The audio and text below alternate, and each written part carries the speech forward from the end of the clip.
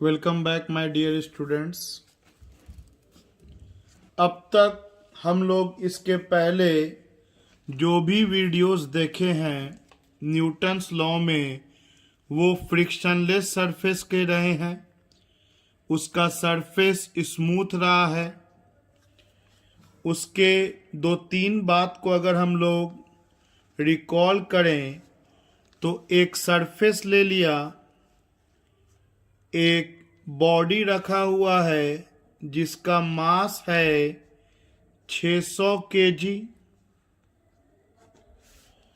इस पर free body diagram बनाएंगे तो वर्टिकली डाउनवर्ड mg लगेगा और ये बॉडी ज़मीन के अंदर तो नहीं जा रहा, इसका मतलब सरफेस के द्वारा इस बॉडी पर ऊपर की तरफ नॉर्मल लगेगा। अब हम अगर इस बॉडी को आगे धक्का दें 2 न्यूटन का भी फोर्स लगा के तो ये 6 केजी का बॉडी आगे बढ़ेगा ही बढ़ेगा, क्योंकि जो सरफेस है वो स्मूथ है, इसमें किसी तरह का कोई फ्रिक्शन मौजूद नहीं है।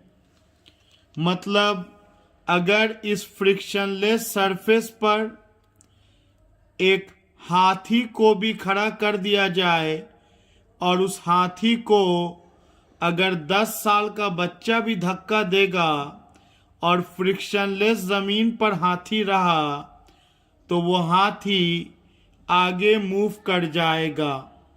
हाँ, प्रैक्टिकल नहीं होता है, क्योंकि प्रैक्टिकली सरफेस में एक फोर्स मौजूद होता है जो रिलेटिव मोशन को अपोज करता है। उसी के बारे में हम लोग इस टॉपिक में, इस वीडियो में पढ़ेंगे, जिसका नाम फ्रिक्शन फोर्स कहलाएगा। तो एक तो हम लोगों ने नॉर्मल का कॉन्सेप्ट सीख के आए हैं हॉरिजॉन्टल सरफेस पर, और अगर इंक्लाइंड सरफेस पर बात करें तो अगर एक इंक्लाइंड सरफेस है थीटा एंगल पर, इस पर अगर कोई एम मास का बॉडी इस तरह से रख दिया जाए तो इस पर फ्री बॉडी डायग्राम बनाने के लिए हम लोग वर्टिकली डाउनवर्ड mg फोर्स लगाते हैं, सरफेस के परपेंडिकुलर एक नॉर्मल फोर्स लगाते हैं, ये थीटा तो ये भी थीटा। mg को कंपोनेंट में ब्रेक करेंगे mg cos थीटा और इस प्लेन के पैरेलल हो जाएगा mg sin थीटा। और अभी क्योंकि कोई फ्रिक्शन मौजूद नहीं है तो कंफर्म है कि ये जो इंक्लाइंड प्लेन पर बॉडी है वो a एक्सेलरेशन से नीचे की तरफ बढ़ेगा। तो इस इंक्लाइंड प्लेन पर अगर नॉर्मल पूछा जाए तो वो mg cos थीटा होगा, और इस हॉरिजॉन्टल सरफेस पर अगर नॉर्मल पूछा जाए तो वो mg के बराबर होगा। अब आते हैं हम लोग अपने टॉपिक फ्रिक्शन पर। देखिए, अगर ये एक सरफेस है रफ सरफेस है, इस पर अगर एक ब्लॉक रखा हुआ है जिसका मास है 4 केजी, तो सबसे पहले इस पर फ्री बॉडी डायग्राम बनाया जाए। एक तो mg वर्टिकली डाउनवर्ड लगेगा,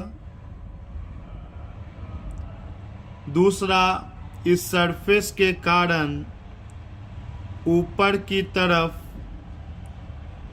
एक नॉर्मल फोर्स एक्ट करेगा।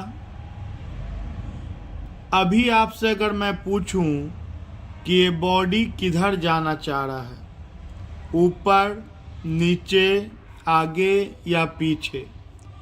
तो आप देख सकते हैं बॉडी फिलहाल तो कहीं नहीं जा रहा है, क्योंकि नॉर्मल mg को बैलेंस करके रख दिया और इस पर कोई और फोर्स लग नहीं रहा है, तो ये बॉडी कहीं भी मोशन करना नहीं चाह रहा है।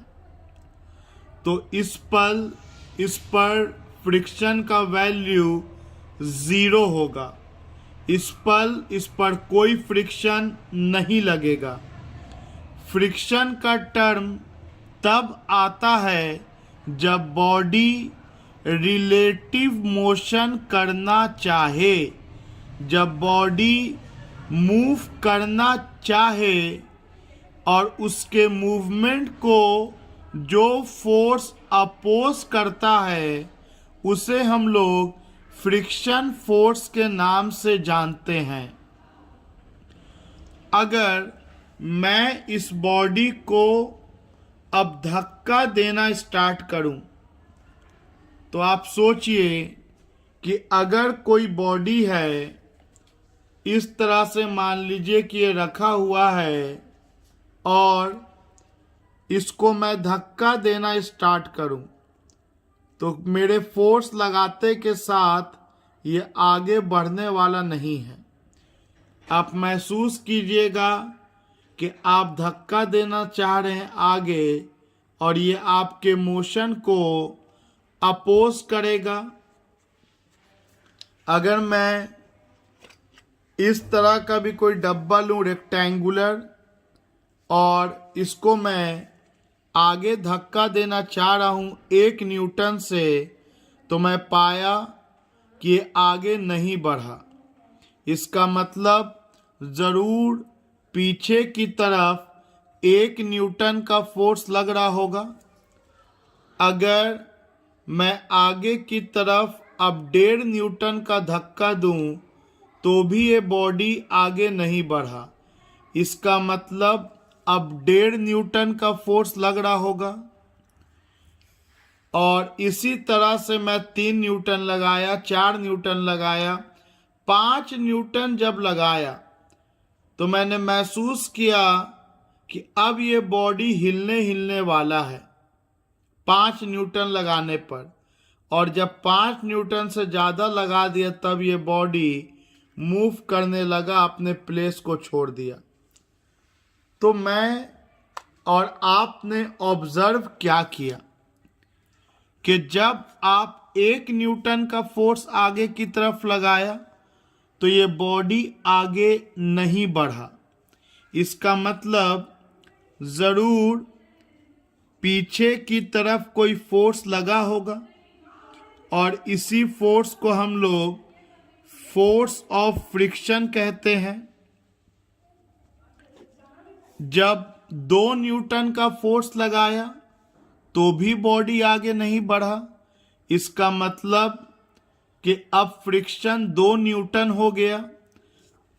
जब हम 3 न्यूटन का फोर्स आगे की तरफ लगाया तो भी ये बॉडी आगे नहीं बढ़ा। इसका मतलब फ्रिक्शन 3 न्यूटन हो गया। इसी तरह से 3.5 न्यूटन, 4 न्यूटन, 4.5 न्यूटन, 5 न्यूटन तक जब हम फोर्स लगाया तो महसूस किया कि ये बॉडी अब हिलने वाला है, अबाउट टू स्लाइड है। और जब 5 न्यूटन से ज़्यादा फोर्स लगा दिया तो ये बॉडी में मोशन आ गया। तो आखिर 5 ही न्यूटन तक क्यों? मैंने एक रफ नंबर लिया, एक आर्बिट्ररी नंबर लिया कि फ्रिक्शन एक लिमिटेड वैल्यू तक लग सकता है। इस क्वेश्चन के लिए मैंने बोल दिया 5 न्यूटन। हो सकता है किसी क्वेश्चन में फ्रिक्शन का ज़्यादा से ज़्यादा पॉसिबिलिटी 10 न्यूटन हो सकता है किसी क्वेश्चन में फ्रिक्शन का ज़्यादा से ज़्यादा पॉसिबिलिटी 6 न्यूटन हो, किसी में 2 ही न्यूटन हो। तो वो कितना न्यूटन मैक्सिमम पॉसिबिलिटी होगा उस पे तो हम लोग थोड़ा देर के बाद चर्चा करेंगे। अभी कम से कम इतना समझा कि आप जब फोर्स किसी बॉडी पर आगे लगाते हैं तो वो बॉडी आगे जाने से खुद को रोकता है, और उसको रोकने वाले फोर्स का नाम है force of friction.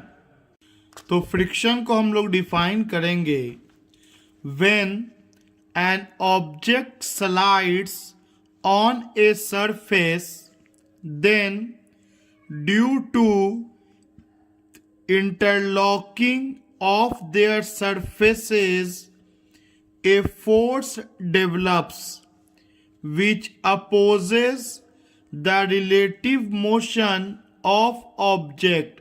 This force is called friction।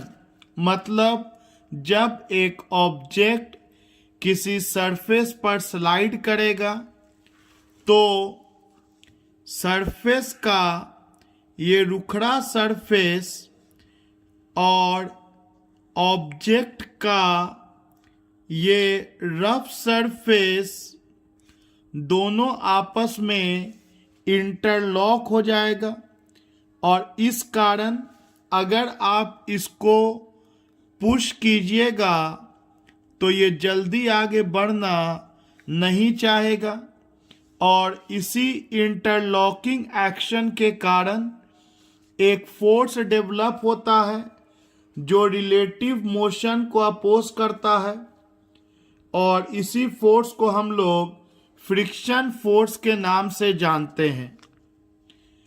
आइए अब हम लोग इस स्लाइडिंग फ्रिक्शन का टाइप्स सीखते हैं।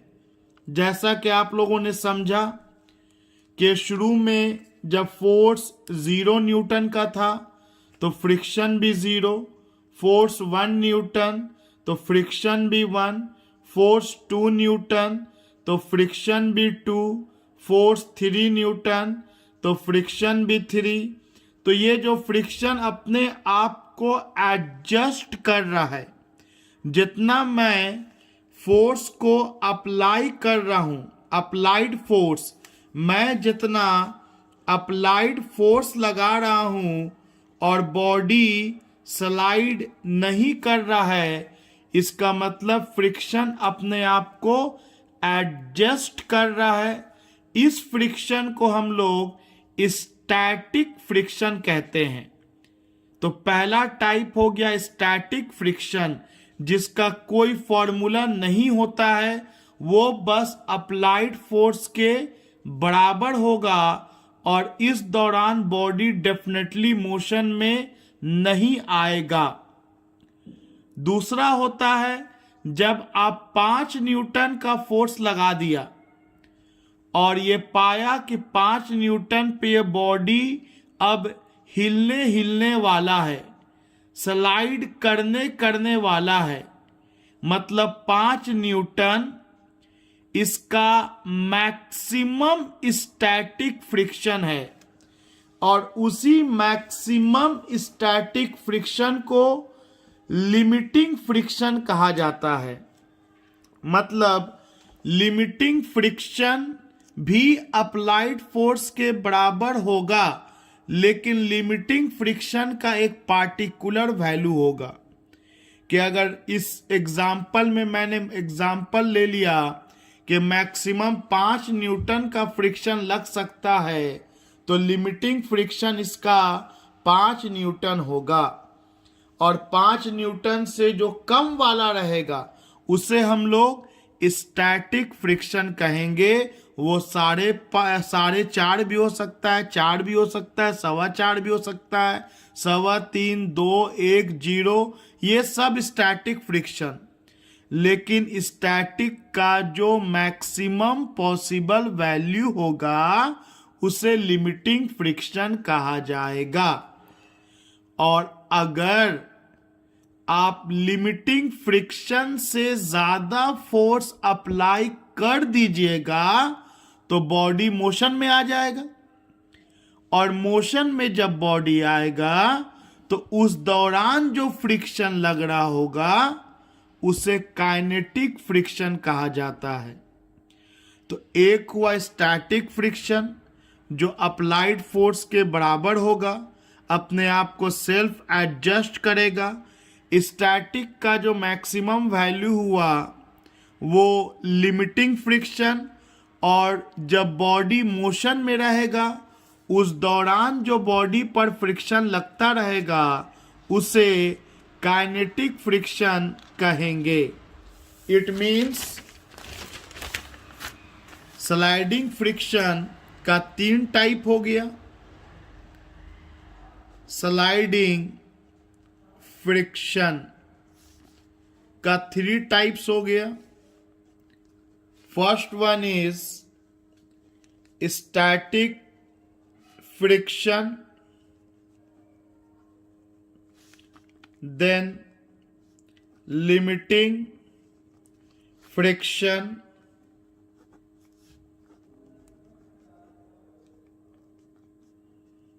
and then kinetic friction।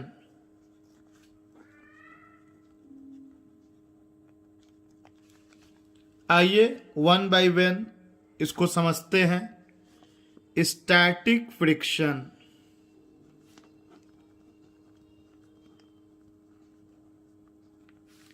when body has no relative motion,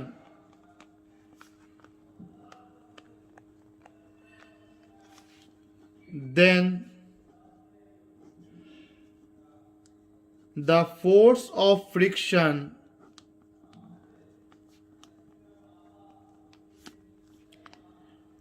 which opposes the tendency of relative motion,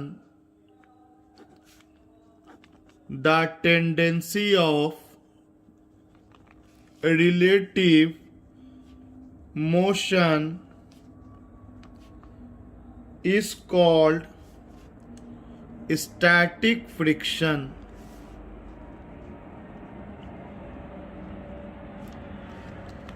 जब बॉडी में कोई तरह का मोशन ना हो, स्लाइड ना कर रहा हो, और अगर स्लाइड करना चाह रहा है तो जो फ्रिक्शन उसको रोक रहा है उसे हम लोग स्टैटिक फ्रिक्शन कहते हैं। It is self adjusting force. Number 2, it is equal to applied force. Number 3, in absence of applied force,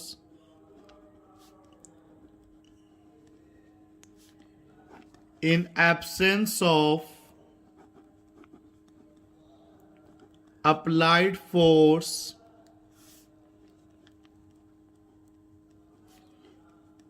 static friction is 0। और याद रखिएगा ये इक्वल टू अप्लाइड फोर्स होगा जब बॉडी एक ऐसा सरफेस पर हो जो मूवेबल ना हो, जो बॉडी रेस्ट में रहे, उसके ऊपर दूसरा बॉडी रखा हो। जैसे ये जो टेबल है जिस पे मैं अपना कॉपी को रखे हुआ हूँ, अगर मैं इस कॉपी को स्लाइड करूँगा तो ये जो टेबल है वो अपने जगह पर फिक्स है, तब अप्लाइड फोर्स के बराबर स्टैटिक फ्रिक्शन आएगा। अदरवाइज हम लोग आगे देखेंगे अगर ऐसा ना हो तो फिर केस बदल जाएगा। That we will see later. फिलहाल इतना याद रखें कि जब बॉडी में किसी तरह का कोई मोशन ना हो, बॉडी रेस्ट में रहे, और अगर मोशन होना चाह रहा है तो उस रिलेटिव मोशन को अपोज करता हुए फ्रिक्शन को हम लोग स्टैटिक फ्रिक्शन के नाम से जानते हैं। सेल्फ एडजस्टिंग फोर्स होता है, खुद को एडजस्ट करता है। अगर मैं 1 न्यूटन लगाया इस कॉपी को आगे बढ़ाने के लिए तो फ्रिक्शन भी 1 न्यूटन लग जाएगा। 2 न्यूटन लगाया तो 2 न्यूटन लग जाएगा। ये सेल्फ एडजस्टिंग होता है। ये इक्वल टू अप्लाइड फोर्स होता है जब एक ऐसा सरफेस पर हो जो रेस्ट में रहे, और अगर अप्लाइड फोर्स ना लगाया जा रहा हो तो स्टैटिक फ्रिक्शन का वैल्यू 0 होगा। नंबर 2 में है limiting friction. When a body comes in condition of just gain the relative motion, then the force of friction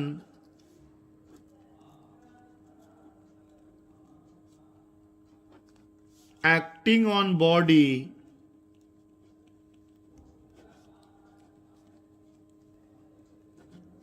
is called limiting friction.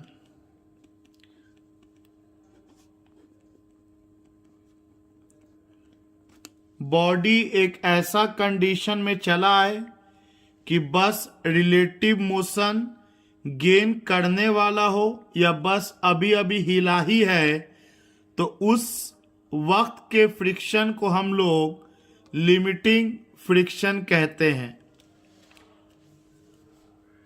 It is maximum value of static friction. It is maximum value of static friction. और जब body हिल जाता है तो आप feel कीजिएगा कि उसे धक्का देना थोड़ा सा आसान हो जाता है। अगर कोई भारी सा टेबल है, चेयर है, अगर वो नहीं हिल रहा है अभी, उसको हम ताकत लगा रहे हैं और आपके लगाने के बाद अगर वो थोड़ा सा भी हिल जाता है तो यू विल फील दैट कि फ्रिक्शन थोड़ा सा कम हो जाता है।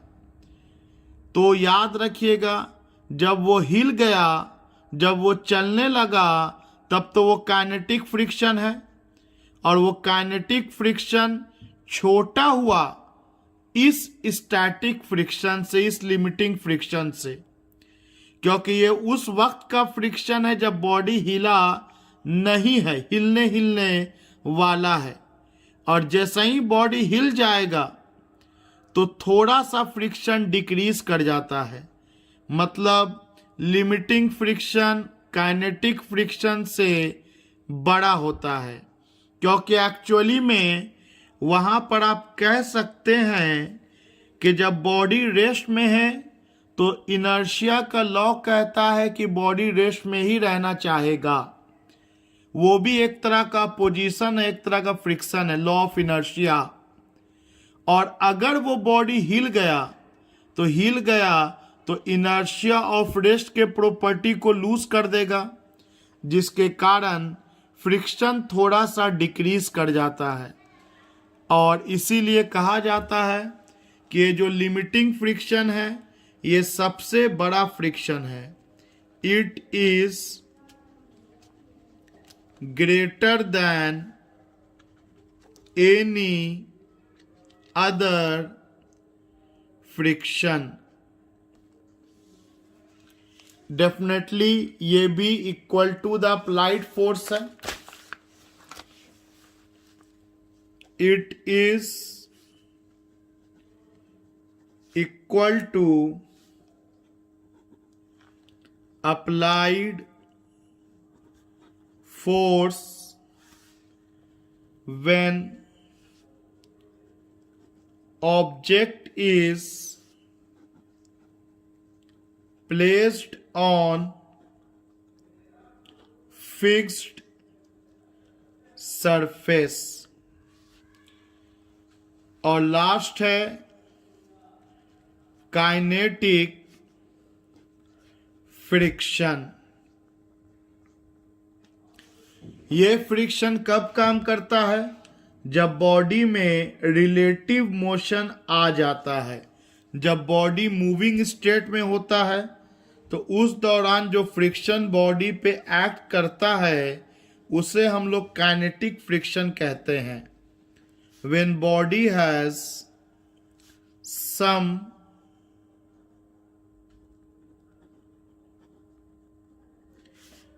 relative motion,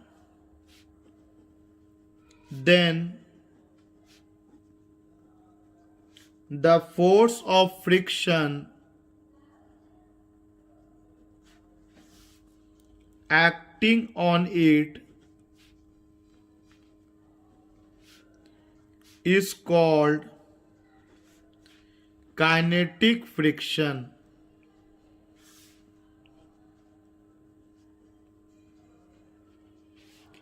और काइनेटिक फ्रिक्शन अप्लाइड फोर्स पर डिपेंड नहीं करता है। मतलब जैसे मैंने शुरुआत किया था तो मैंने एक आर्बिट्ररी फ्रिक्शन लिया था जिसका मैक्सिमम वैल्यू 5 न्यूटन लिया था। तो आप जब 1 न्यूटन लगाते हैं तो फ्रिक्शन पाया 1 न्यूटन, क्योंकि बॉडी नहीं हिला। आप जब 2 न्यूटन लगाया तो देखा बॉडी अभी भी नहीं हिला, मतलब फ्रिक्शन जरूर आपको अपोज कर रहा होगा 2 न्यूटन से। आप जब 5 न्यूटन लगाया तो बॉडी देखा कि हिलने वाला है, तो इसका मतलब फ्रिक्शन 5 न्यूटन से अपोज कर रहा है। लेकिन जब आप 5 न्यूटन से ज़्यादा लगा दिया तो बॉडी हिल गया, और जब बॉडी हिल गया तो जैसा कि मैंने बोला कि फ्रिक्शन थोड़ा सा डिक्रीज कर जाता है। तो मान लो मैक्सिमम 5 न्यूटन तक तो बॉडी नहीं हिल रहा था, फ्रिक्शन जरूर 5 रहा होगा, लेकिन जब बॉडी हिल गया तो फ्रिक्शन 4.95 हो गया। अब आप जब 6 न्यूटन लगाइएगा तो भी फ्रिक्शन 4.95। आप जब 10 न्यूटन से धक्का दीजिएगा तो भी फ्रिक्शन 4.95। मतलब जब बॉडी मोशन में आ जाएगा, जब उस पर काइनेटिक फ्रिक्शन का एक वैल्यू आ जाएगा, तो आप फिर जितना भी उस पर फोर्स लगाते जाइए उस पर वही काइनेटिक फ्रिक्शन का वैल्यू एक्ट करता रहेगा, वो चेंज करने वाला नहीं है। तो इसमें बोलेंगे हम लोग, it does not depend on applied force. Applied force पे डिपेंड नहीं करता है। It does not depend on velocity and acceleration. Body का कुछ भी वेलोसिटी हो, एक्सीलरेशन हो, काइनेटिक फ्रिक्शन का एक फिक्स वैल्यू आ जाएगा। और ये काइनेटिक फ्रिक्शन जैसा कि हम लोगों ने समझा, जाना कि लिमिटिंग फ्रिक्शन से थोड़ा सा कम होगा। जैसा कि आप लोग फील किया कि अगर कोई गेहूं का बोरा है, चावल का बोरा है, आप उसे खींच रहे हो, वो नहीं हिल रहा है, लेकिन अगर वो हिल गया तो खींचना थोड़ा आसान हो जाता है। तो बोलेंगे it is slightly smaller than limiting friction. Kinetic friction limiting friction से थोड़ा छोटा होता है। तो आइए हम लोग फिर डायग्राम एक बनाते हैं। और एक छोटा सा ग्राफ बनाते हैं इससे रिलेटेड। मान लो एक बॉडी है जिस पर F फोर्स लगाया गया, तो पीछे की तरफ फ्रिक्शन फोर्स लगेगा। अगर आप F का वैल्यू बढ़ाइएगा तो ये फ्रिक्शन फोर्स भी बढ़ेगा। एक ऐसा वक्त आएगा जब आपका F का वैल्यू उस वैल्यू तक पहुंच जाएगा जहां तक मैक्सिमम फ्रिक्शन लग सकता है। फ्रिक्शन का एक मैक्सिमम पॉसिबल वैल्यू होता है। थोड़ा देर के बाद लॉ ऑफ फ्रिक्शन में हम लोग उसका वैल्यू को निकालना सीखेंगे। अभी थ्योरेटिकली जानिए कि फ्रिक्शन का एक मैक्सिमम पॉसिबल वैल्यू होता है। उस एक हद तक वो लग सकता है, उससे ज़्यादा लग नहीं सकता है। तो फोर्स आप लगाया, फ्रिक्शन बढ़ा। तो अगर मैं इसका ग्राफ खींचूं अप्लाइड फोर्स का और फ्रिक्शन का, तो जब अप्लाइड फोर्स 0 तो फ्रिक्शन भी 0। अप्लाइड फोर्स थोड़ा बढ़ा तो फ्रिक्शन भी उसी रेशियो में बढ़ेगा। ये स्टैटिक फ्रिक्शन है। अप्लाइड फोर्स थोड़ा आपने और बढ़ाया तो स्टैटिक फ्रिक्शन भी और बढ़ेगा। अप्लाइड फोर्स आपने और बढ़ाया तो स्टैटिक फ्रिक्शन भी बढ़ेगा। तो ये जो स्ट्रेट लाइन है, ये हिस्सा स्टैटिक फ्रिक्शन को शो कर रहा है। मान लो ये वो अप्लाइड फोर्स है, इससे जिस पर बॉडी हिलने वाला है, F डैश मान लेते हैं। तो हिलने वाला है, इसका मतलब यहाँ पर लिमिटिंग फ्रिक्शन वाला केस चला आया।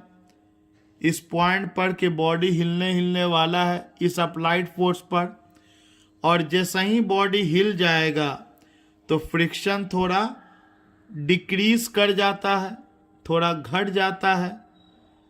और इसके बाद आप अप्लाइड फोर्स को बढ़ाते भी जाइएगा तो फ्रिक्शन में कोई चेंज आने वाला नहीं है।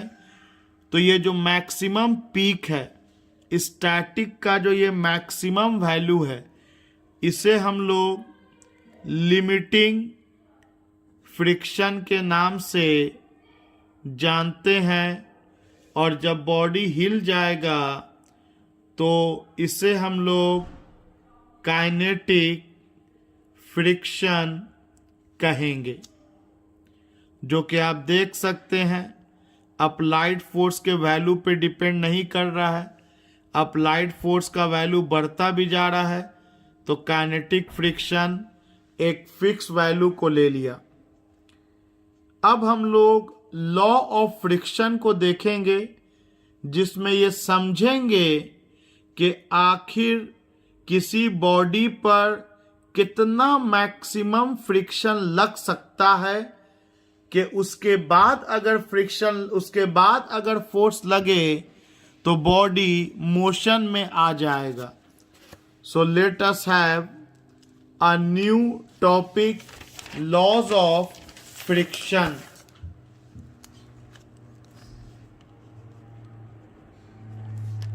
Laws of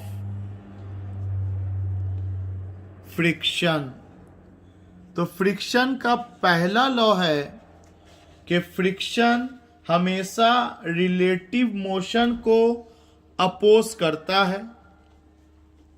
it always opposes the tendency of relative motion।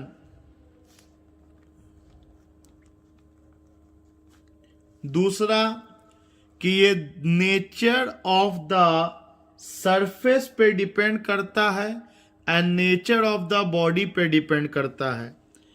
कि मैंने अपने कॉपी को इस मार्बल के टेबल पे रखा है या मैंने अपने कॉपी को किसी रबर के टेबल पे रखा है, या किसी ऐसे टेबल पे रखा है जिस पर बालू भरा हुआ है, तो अलग अलग सरफेस के लिए फ्रिक्शन का वैल्यू भी अलग अलग होगा। मतलब पॉइंट नंबर 2 है, it depends on, means friction depends on nature of body and surfaces in contact। Friction का तीसरा लॉ जो इसके फॉर्मूला को बताता है कि force of friction is directly proportional to the normal reaction। Law का सबसे इंपॉर्टेंट पॉइंट कि जो फ्रिक्शन का वैल्यू होगा वो डिपेंड करेगा नॉर्मल रिएक्शन पर। जितना ज़्यादा नॉर्मल होगा फ्रिक्शन फोर्स का वैल्यू उतना ही ज़्यादा होगा। एफ प्रोपोर्शनल के निशान को हटाएंगे, कांस्टेंट लगाएंगे mu, F equal to mu N. और डेफिनेटली ये फॉर्मूला स्टैटिक फ्रिक्शन का नहीं है बल्कि लिमिटिंग और काइनेटिक का है। तो बोलिएगा लिमिटिंग और काइनेटिक का कैसे? आइए उससे पहले फिर आपको बता दें कि friction directly proportional to normal.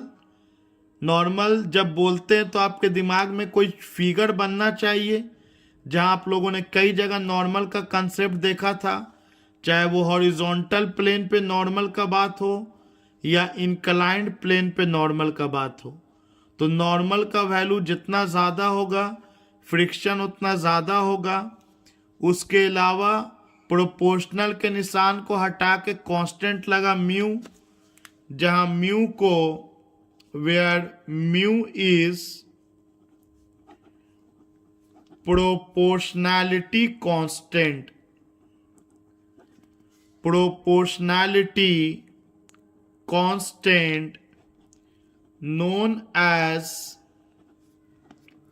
coefficient of friction।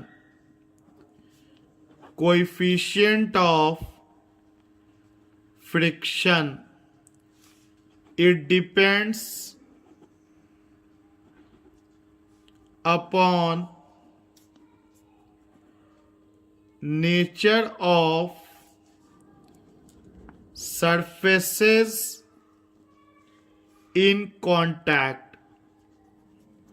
जो सरफेस कांटेक्ट में है उसके नेचर पे डिपेंड करता है ये म्यू का वैल्यू, जिसे कोएफिशिएंट ऑफ फ्रिक्शन कहते हैं। और मैं आपको एक बात बोल रहा था कि फ्रिक्शन हम लोग जानते हैं कि स्टैटिक में तो अप्लाइड फोर्स के बराबर हो जाएगा, और दो केस आता है लिमिटिंग का और काइनेटिक का।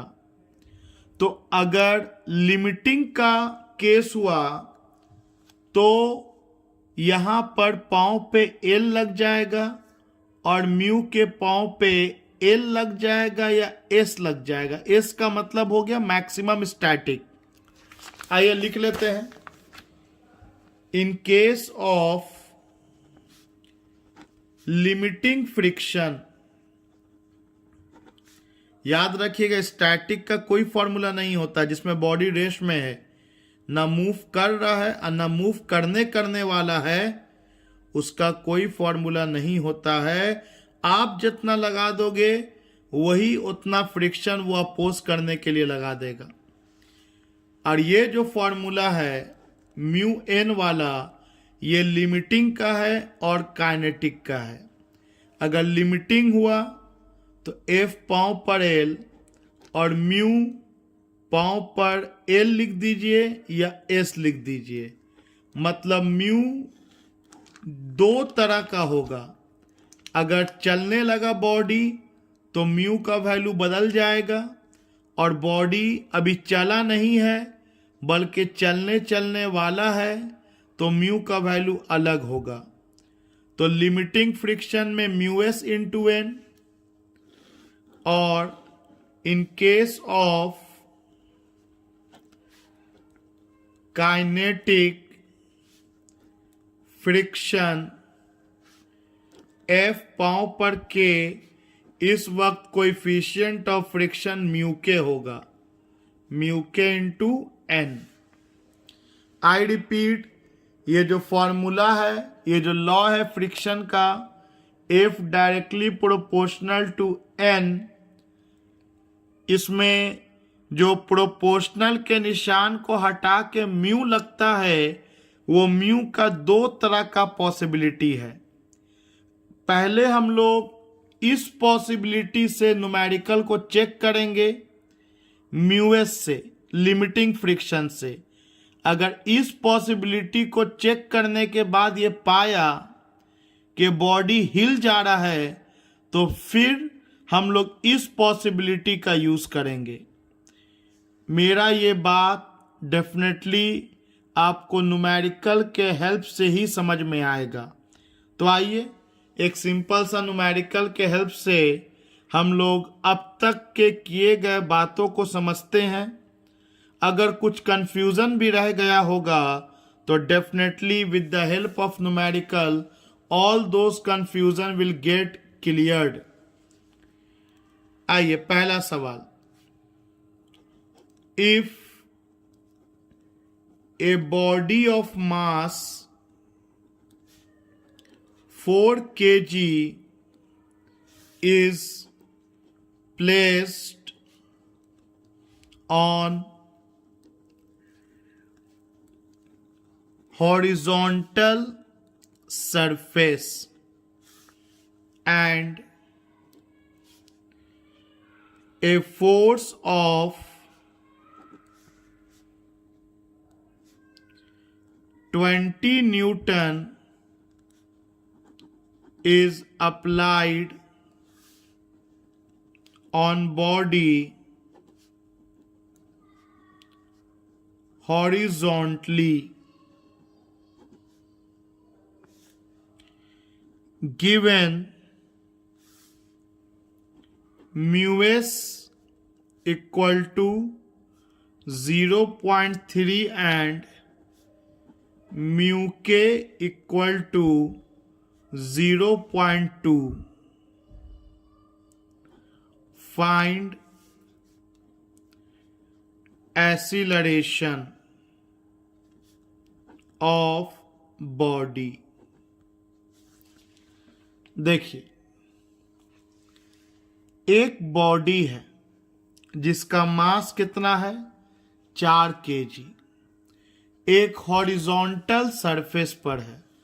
तो चलिए एक हॉरिजॉन्टल सरफेस बना लिया, उस पर 4 kg के एक बॉडी को रख दिया। फ्री बॉडी डायग्राम अगर बना लें तो 1-2 mg वर्टिकली डाउनवर्ड लगेगा, और इस सरफेस के कारण ऊपर की तरफ एक नॉर्मल लगेगा। आगे है, a force of 20 newton is applied on body horizontally. अब इस बॉडी पर 20 न्यूटन का फोर्स हॉरिजॉन्टल डायरेक्शन में अप्लाई किया जा रहा है, as you all can see here. इसके बाद दिया है म्यू का दो वैल्यू दे दिया है, म्यू एस एंड म्यू के। तो सबसे पहले आपको म्यू एस का यूज करना है, और ये यूज करके चेक करना है कि कितना मैक्सिमम पॉसिबल फ्रिक्शन हो सकता है। और अगर वो मैक्सिमम पॉसिबल फ्रिक्शन बड़ा हुआ 20 न्यूटन से, तब तो बॉडी हिलने वाला नहीं है। और अगर वो मैक्सिमम पॉसिबल फ्रिक्शन 20 न्यूटन से छोटा हुआ, इसका मतलब है कि बॉडी मोशन में आ जाएगा। तब आपको फिर से फ्रिक्शन निकालना होगा और तब म्यूके का इस्तेमाल करना होगा। तो find acceleration of body and friction. तो सबसे पहले हम लोग उस केस को लेके चलेंगे जब वो स्टैटिक में हो सकता है। सो लेट अस चेक कि मैक्सिमम पॉसिबल फ्रिक्शन क्या पॉसिबल है। सबसे पहले हम लोग निकालेंगे मैक्सिमम पॉसिबल फ्रिक्शन, और फ्रिक्शन का तो एक ही फॉर्मूला होता है म्यू एन। और यहाँ हम लोग पहले चेक किससे करेंगे? स्टैटिक से, क्योंकि कोई चीज अगर हिलेगा तो वो स्टेशनरी से ना मोशन में आएगा। तो इसलिए हम लोग पहले स्टेशनरी वाले कॉन्सेप्ट का यूज करेंगे। तो हम लोग दिया हुआ है 2 म्यू, पहले हम लोग म्यूएस का इस्तेमाल करके चेक करेंगे कि क्या फ्रिक्शन आ सकता है, कितना आ सकता है। और नॉर्मल आप देख सकते हैं कि नॉर्मल का वैल्यू mg के तो बराबर है। तो म्यूएस दिया है 0.3, मास का वैल्यू 4 kg, g का वैल्यू 10 ले लेते हैं। तो ये आपको आ जाएगा, डेसिमल हटेगा, ये आपको 12 न्यूटन आ गया। मतलब फ्रिक्शन 12 न्यूटन से ज़्यादा लग नहीं सकता है, और आप लगा रहे हैं 20 न्यूटन। इसका मतलब ये तो कंफर्म हो गया कि ये बॉडी मोशन में आएगा, क्योंकि आगे की तरफ 20 लग रहा है और पीछे 12 से ज़्यादा लग नहीं सकता है। तो ये फ्रिक्शन का आंसर नहीं होगा, क्योंकि जब बॉडी मोशन में आएगा, इसका मतलब बॉडी और सरफेस के बीच म्यूके लग रहा होगा। तो अब हम लोग दोबारा न्यूमेरिकल बनाएंगे और इस्तेमाल करेंगे म्यूके का। तो चलिए, as F greater than maximum possible friction, so kinetic friction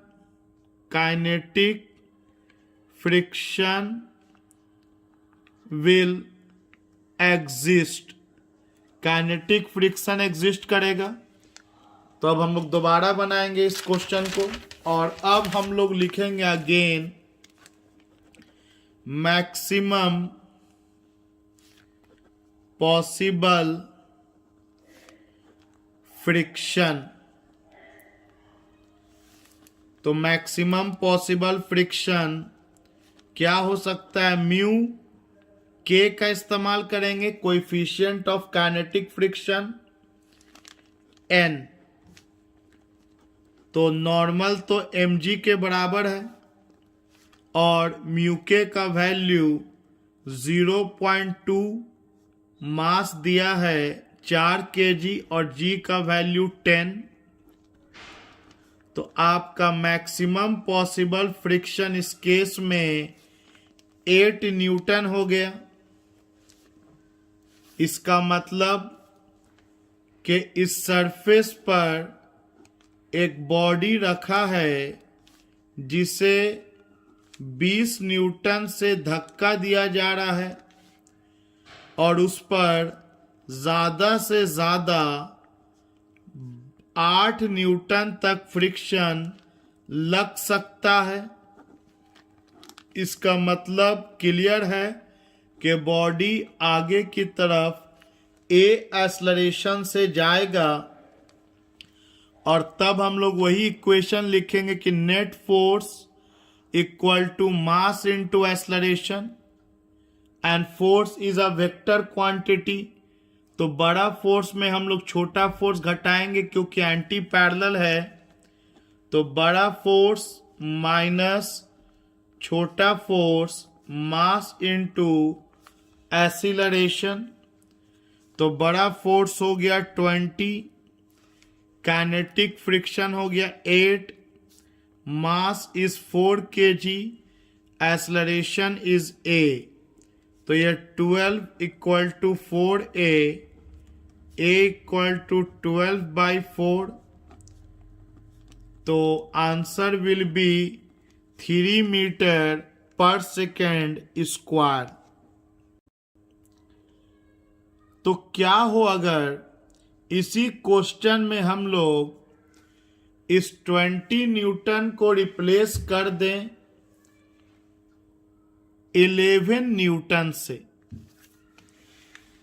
same question ही हम लोग बनाने की कोशिश करेंगे, बस वैल्यू डिफर करेंगे ताकि कॉन्सेप्ट हम लोग का बेहतर और क्लियर होता चले।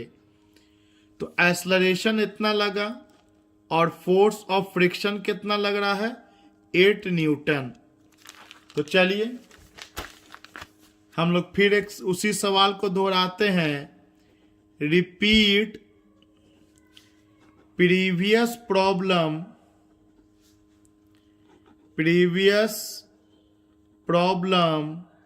if applied force is 11 Newton. अगर अप्लाइड फोर्स 11 न्यूटन हो तो आपको प्रॉब्लम को रिपीट करना है।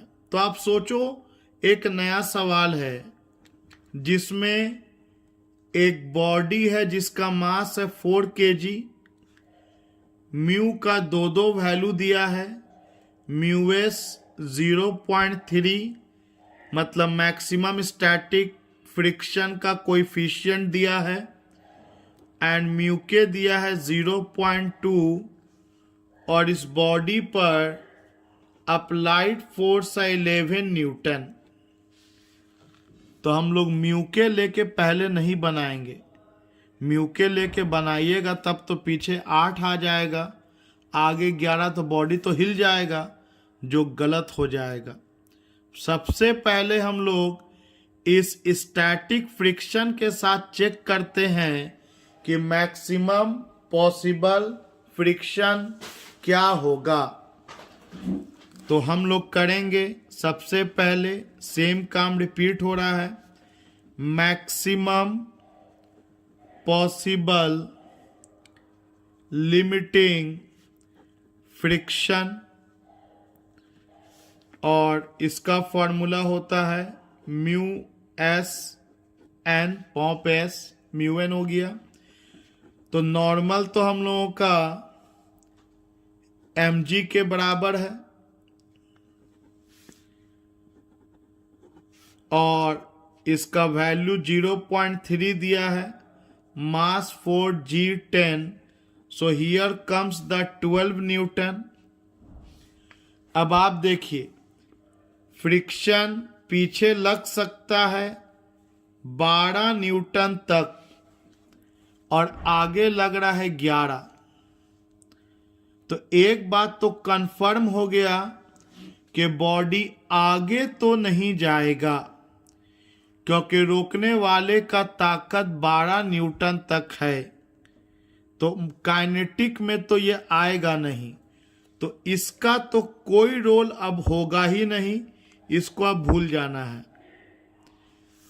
अब हम लोग सोचेंगे ऐसा नहीं कि आगे लग रहा है 11 और पीछे फ्रिक्शन लग रहा है 12 तो बॉडी पीछे जाए लगेगा। सोचो ना कितना मीनिंगलेस बात हो जाएगा कि हम किसी चीज को धक्का दें आगे और वो चीज भागे लगे पीछे। ये पॉसिबल बिल्कुल नहीं है। तो बोलोगे सर पीछे तो 12 लग रहा है ना, आगे 11 ना लग रहा है, तो पीछे बड़ा ना हुआ। मैं ये कहाँ बोला कि फ्रिक्शन इतना लगेगा 12 न्यूटन, मैंने लिखा इतना तक लग सकता है, 12 न्यूटन तक मैक्सिमम पॉसिबिलिटी है। अब फ्रिक्शन क्या करेगा, अपने आप को एडजस्ट करेगा, ये स्टैटिक के केस में चला जाएगा। 11 न्यूटन जब आगे लग रहा है तो फ्रिक्शन यहां 12 ना लगा करके खुद को 11 न्यूटन कर लेगा। अब ये बॉडी आगे मूव नहीं करेगा। तो इसके बाद हम लोग लिखेंगे क्लियरली अप्लाइड फोर्स, एफ जो अप्लाइड फोर्स है, वर्ड में लिख देता हूं मैं, applied force is less than maximum possible friction, is less than maximum possible limiting friction, maximum possible limiting friction, so body will not move and hence static friction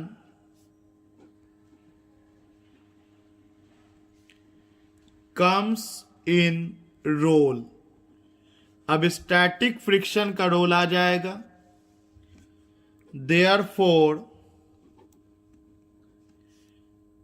आपका जो force होगा वो फ्रिक्शन के बराबर होगा, या जो स्टैटिक फ्रिक्शन होगा वो फोर्स के बराबर हो जाएगा। और वो कितना लगेगा, 11 न्यूटन।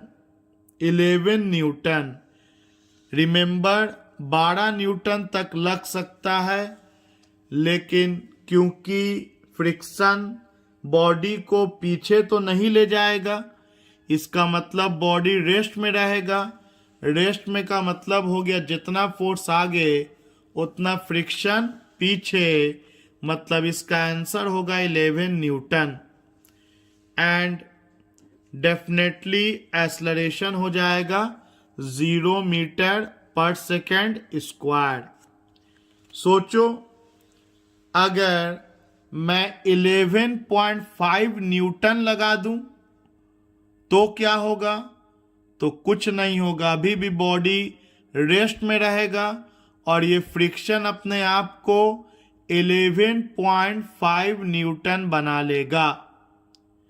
अगर मैं 12 न्यूटन लगा दूं तो ये भी अपने आप को 12 न्यूटन बना लेगा, लेकिन एक ऐसा कंडीशन में आ जाएगा कि जस्ट अबाउट टू मूव होगा, मतलब तब मैक्सिमम स्टैटिक फ्रिक्शन के कंडीशन में चला जाएगा, लिमिटिंग फ्रिक्शन इस पे एक्ट करेगा। अगर मैं 12 न्यूटन लगा देता हूं तो, और अगर मैं 12 से ज्यादा लगा दिया तब तो ये हिल जाएगा। तब फिर फ्रिक्शन का आपको एक नया वैल्यू निकालना होगा म्यू के का इस्तेमाल करके, जो हम लोग इसके प्रीवियस क्वेश्चन में बनाया है। रिमेंबर जनरली न्यूमेरिकल 90% जो आपको मिलेगा वहां म्यूएस और म्यूके को डिफरेंशिएट नहीं करता है, वो एक जनरल म्यू लेके चलता है, एक ही वैल्यू देगा म्यू का। तब तो आपका काम और आसान, तब तो दो तरह का फ्रिक्शन मैक्सिमम पॉसिबिलिटी का बात ही खत्म हो जाएगा, एक ही मैक्सिमम पॉसिबल फ्रिक्शन होगा। आइए देखते हैं हम लोग एज फॉर एग्जाम्पल।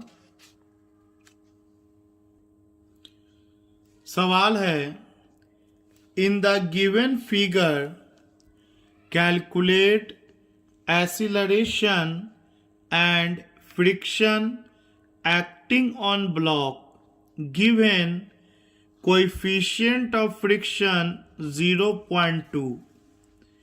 एक ब्लॉक एक टेबल पे रखा हुआ है जिसका मास 2 kg है, 30 डिग्री के एंगल से 30 न्यूटन के फोर्स से इस ब्लॉक को इस तरफ पुल किया जा रहा है, खींचा जा रहा है, और coefficient of friction between block and the surface according to question 0.2 दे रखा है। तो क्योंकि एक ही कोएफिशिएंट ऑफ फ्रिक्शन दे रखा है, तो अब स्टैटिक और काइनेटिक का कोई बात ही नहीं आएगा। जैसा कि मैंने बोला कि 100 सवाल में 10 सवाल ही आपको ऐसा मिलेगा जहां म्यू एस और म्यू के को अलग अलग वैल्यू देगा। जनरली म्यू का एक सिंगल वैल्यू दिया जाता है। आइए इसको हम लोग सॉल्व करते हैं। हमको एक्सेलरेशन निकालना है और फ्रिक्शन निकालना है। तो सबसे पहले हम लोग इसका फ्री बॉडी डायग्राम बनाएंगे। यह हम लोगों को एक ब्लॉक दिया गया और एक फोर्स है 30 न्यूटन का 30 डिग्री के एंगल पर। तो हम लोग फोर्स को पहले 2 कंपोनेंट में ब्रेक करेंगे। इस तरफ एफ कॉस थीटा, जिसके साथ थीटा बनता है, उसको वेक्टर को रिजॉल्व करेंगे और इसके परपेंडिकुलर एफ साइन थीटा। इसके अलावा नीचे की तरफ mg लग रहा होगा और ऊपर की तरफ नॉर्मल लगेगा। इस बार ये मत सोचना कि नॉर्मल का वैल्यू mg के बराबर होगा, बिल्कुल नहीं, क्योंकि नॉर्मल के अलावा ऊपर में f साइन थीटा लग रहा है और ये ब्लॉक ना ऊपर जा रहा है और ना नीचे जा रहा है। इसका मतलब नॉर्मल और f साइन थीटा मिल करके mg को बैलेंस कर रहा होगा। आप ये सोचो पहले फ्रिक्शन कहाँ लगेगा। तो फ्रिक्शन कहाँ लगेगा का तरीका है, फ्रिक्शन ना होता तो बॉडी किधर जाता, पहले आप ये सोचो। तो आप देख सकते हो ये लोग तो ऊपर और नीचे का फोर्स है, आगे बढ़ाने वाला है एफ कॉस थीटा। तो अगर फ्रिक्शन ना होता तो ये एफ कॉस थीटा बॉडी को एक्स एक्सिस में लेके जाता। तो अगर फ्रिक्शन आएगा तो वो उसके मोशन को अपोज करना चाहेगा, तो फ्रिक्शन निगेटिव एक्स एक्सिस में लगेगा। तो पहले हम लोगों ने सोचा फ्रिक्शन ना होता तो क्या होता, तो ये एफ कॉस थीटा इसको आगे लेके जाना चाहता। तो फ्रिक्शन अगर एग्जिस्ट करेगा तो वो मोशन के अपोजिट लगना चाहेगा। अब ये पता करेंगे कि मैक्सिमम कितना फ्रिक्शन पॉसिबल है। अगर maximum possible friction F cos theta से बड़ा हो गया तब तो बॉडी रेस्ट में हो जाएगा, क्या कि खींचा जा रहा है इधर और इधर ले जाने वाला फोर्स छोटा हुआ फ्रिक्शन से, तब तो बॉडी आगे खिंचाएगा ही नहीं। और अगर एफ कॉस थीटा बड़ा हुआ तब तो ये ए एक्सेलरेशन से आगे की तरफ जाएगा और फ्रिक्शन उसको रोकेगा। तो सबसे पहले हम लोग पता करेंगे maximum possible friction. Maximum possible friction, तो फ्रिक्शन का मैक्सिमम पॉसिबिलिटी है म्यू एन और म्यू क्वेश्चन में दिया है 0.2। लेकिन आइए पहले हम लोग नॉर्मल को क्लियर कर लें।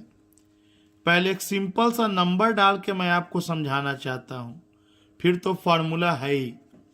सोचो मास अगर ये 2 kg है तो नीचे तो लग रहा होगा 2 × 10 20 न्यूटन और F sin थीटा कितना लगेगा? तो F का वैल्यू 30 और थीटा भी आपको 30, तो 30 × sin 30 डिग्री, sin 30 1/2, तो 30 × 1/2 ये हो गया 15 न्यूटन। मतलब ऊपर की तरफ 15 न्यूटन, नीचे की तरफ 20 न्यूटन। और बॉडी इस सरफेस के अंदर तो नहीं घुस रहा है, इसका मतलब जरूर ये नॉर्मल ऊपर की तरफ 5 न्यूटन लग रहा होगा। नॉर्मल ऊपर की तरफ 5 न्यूटन लग रहा होगा, तब तो 15 Newton F sin theta and 5 Newton normal मिलके 20 न्यूटन ऊपर हो गया, जो बैलेंस कर लेगा mg के 20 न्यूटन नीचे को। तो इसको हम लोग ऐसे लिख सकते हैं, क्योंकि बॉडी ऊपर नीचे तो जा नहीं रही, तो कॉमन सेंस सीख गए हम लोग। अगर इक्वेशन लिखना है हमको नॉर्मल का, तो बोलेंगे जितना फोर्स ऊपर उतना फोर्स नीचे।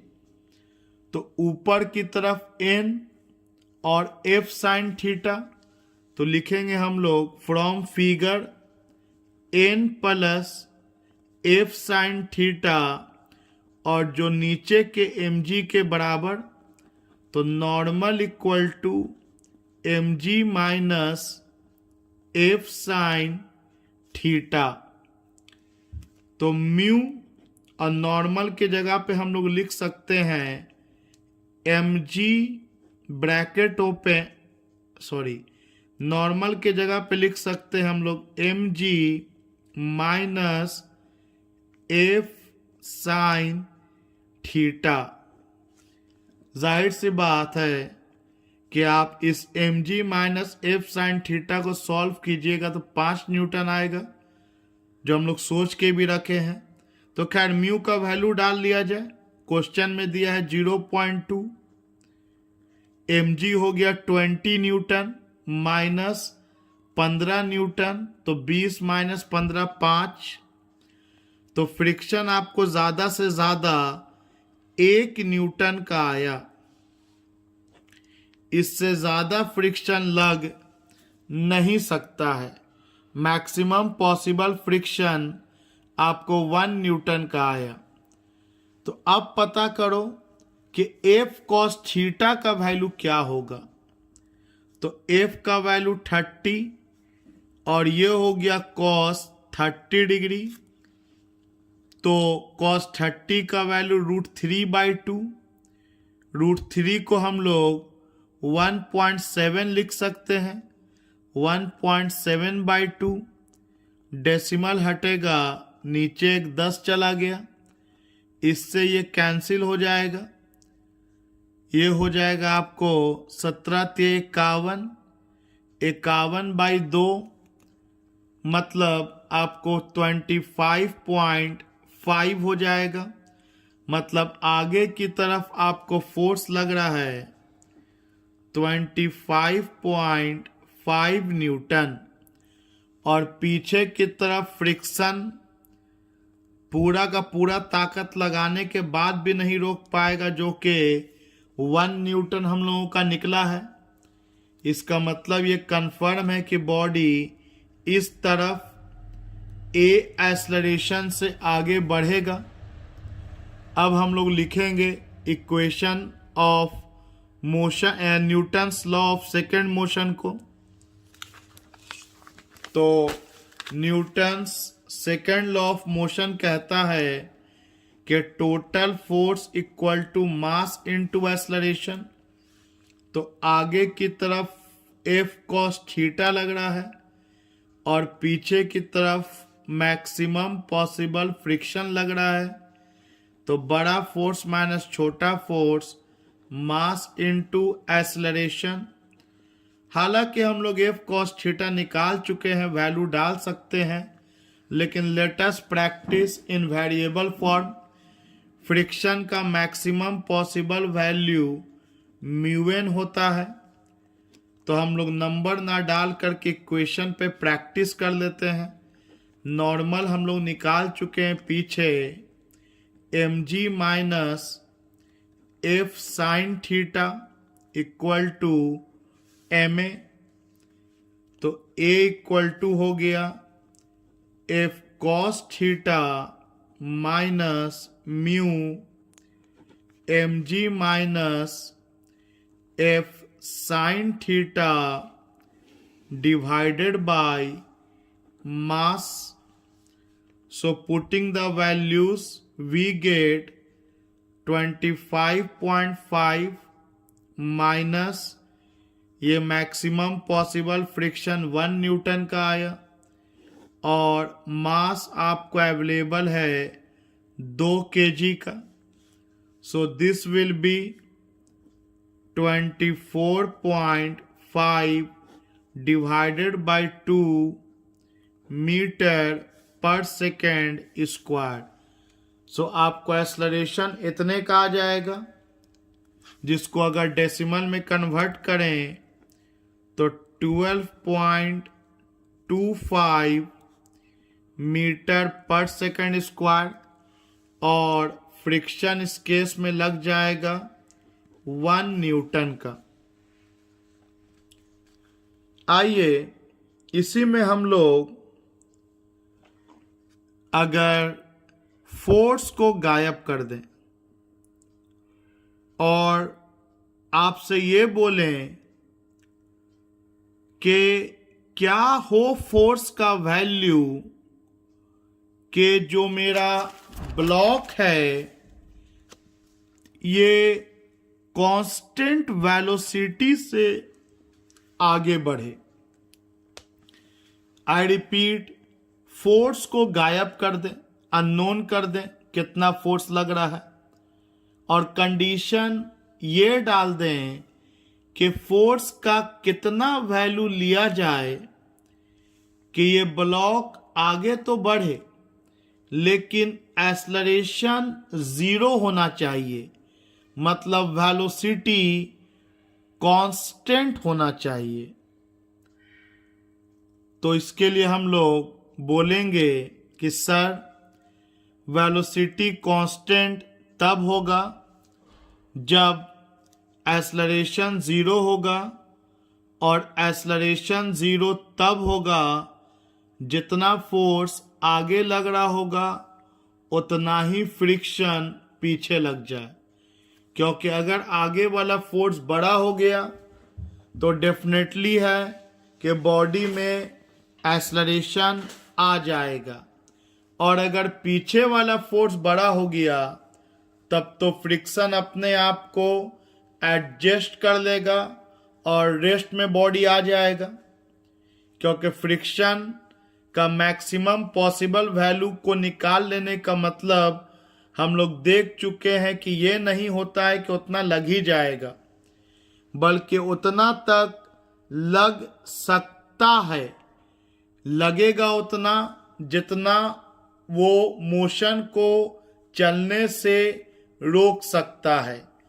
अगर मोशन मैक्सिमम पॉसिबल फ्रिक्शन से कम ही फ्रिक्शन देने पे रुक जाएगा तो फ्रिक्शन कम ही वैल्यू को अप्लाई करेगा। तो खैर इस सवाल में मैंने आपसे पूछा find the value of F so that the body of mass 2 kg moves with constant velocity. तो एक लाइन का कहानी है कि आगे का फोर्स और पीछे का फ्रिक्शन बराबर हो जाएगा, नेट फोर्स 0 हो जाएगा, एक्सेलरेशन 0 हो जाएगा एंड डेफिनेटली वेलोसिटी कांस्टेंट हो जाएगा। So let us solve the equation. Question तो आपको समझ में आ गया कि एफ फोर्स लग रहा है इस 30 डिग्री के एंगल पर सच दैट ये जो ब्लॉक है ये कांस्टेंट वेलोसिटी से आगे की तरफ मूव कर रहा है, तो हम लोग इसको ब्रेक करेंगे फोर्स को कंपोनेंट में। इस तरफ एफ कॉस थीटा, नीचे की तरफ एम जी, ऊपर नॉर्मल, उसके अलावा एफ का एक कंपोनेंट ऊपर आएगा एफ साइन थीटा, और पीछे की तरफ फ्रिक्शन एक्ट करेगा और फ्रिक्शन का वैल्यू मैक्सिमम होगा, और इस मैक्सिमम वैल्यू के बराबर एफ कॉस थीटा लगेगा ताकि वेलोसिटी कांस्टेंट हो, एक्सेलरेशन 0 हो जाए।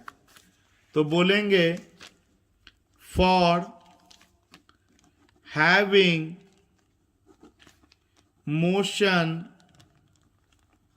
विथ कांस्टेंट वेलोसिटी, जिसको यूनिफॉर्म मोशन भी कह सकते हैं, we must have zero acceleration. तो वेलोसिटी कांस्टेंट होने के लिए एक्सीलरेशन 0। फॉर इट या for this net force acting on block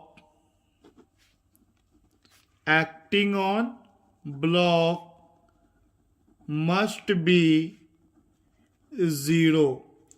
कुछ लोगों का प्रॉब्लम है, वो सोचते हैं कि सर जब फोर्स ही 0 हो जाएगा तब तो बॉडी रेस्ट में ना रहेगा। याद कीजिए, न्यूटन्स का फर्स्ट लॉ ये कहता है कि बॉडी अगर रेस्ट में है तो रेस्ट में रहेगा अगर नेट फोर्स 0 हो, और ये भी कहता है कि बॉडी अगर यूनिफॉर्म मोशन में है तो उसी मोशन में रहेगा अगर बाहर से कोई फोर्स ना लगाया जाए। मतलब अगर बॉडी के पास वेलोसिटी है तो वो उसी वेलोसिटी से मूव करता रहेगा अगर नेट फोर्स 0 होगा। तो यहां वही कर रहे हैं कि net force acting on block को 0 कर रहे हैं, और बॉडी मोशन में है तो उसी मोशन से चलता रहेगा। और नेट फोर्स 0 होने के लिए जाहिर सी बात है, ऊपर वाला फोर्स नीचे के बराबर, आगे वाला फोर्स पीछे के बराबर। तो बोलेंगे देयरफॉर ऊपर का खेल तो वही है, normal plus F sine theta equal to M G. तो normal equal to M G minus F sine theta, and to have constant velocity, आगे का जो फोर्स है एफ कॉस थीटा ये इक्वल होना चाहिए मैक्सिमम पॉसिबल फ्रिक्शन के। So F cos theta equal to mu N, F cos theta equal to mu, और N का वैल्यू हम लोग निकाला है M G minus F sine theta. Unknown ने में इस बार एफ है तो एफ वाले टर्म को एक तरफ करेंगे हम लोग। इसके लिए F cos theta equal to mu M G minus mu F sine theta. अब इस म्यू एफ साइन थीटा को इस तरफ लेके आएंगे तो हमारे पास आ जाएगा F cos theta plus mu F sine theta equal to mu M G. इन दोनों में से एफ को कॉमन ले लेंगे तो ब्रैकेट में बचेगा cos theta plus mu sine theta equal to mu M जी।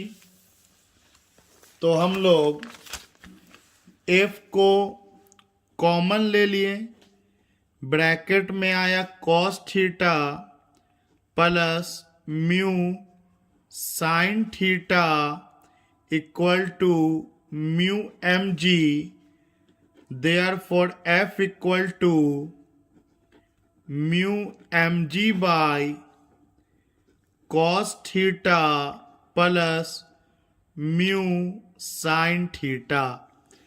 मतलब ये वो मैक्सिमम फोर्स है जिसको अगर आप अप्लाई कीजिएगा तो ये मैक्सिमम पॉसिबल फ्रिक्शन के बराबर हो जाएगा और बॉडी कांस्टेंट वेलोसिटी के साथ मूव करेगा।